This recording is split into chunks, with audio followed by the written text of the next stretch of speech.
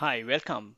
So in this video, I'll show you how to disable or enable visual interactions in Power BI. That means when you click on a chart, how it affects to the other visuals. So as you can see, when I click, it filters the data in this visual.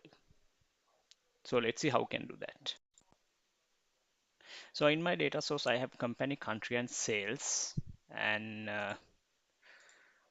I add some filters to show you that. So first I add for this slicer company,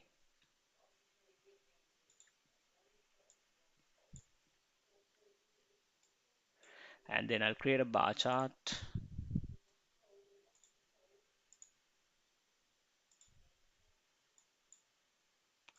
The bar chart I'll add sales to this one and company to this one, right? So now let's see how we can enable and disable the interaction. So now this is how it works. When I click it, it filtered the data.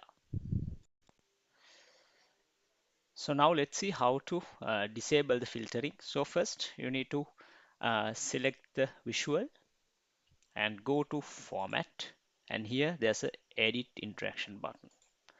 When you click it, so you can see a small icons appear on the other visual like a filter, highlight, and circle with a line through it, right? What you need to do is just disable it.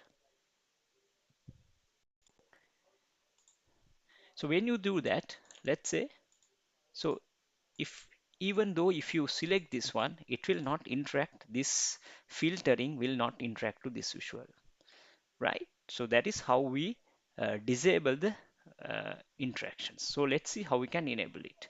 So it just, go to format, again edit interaction, and just press this one, right? So then again it will be enabled.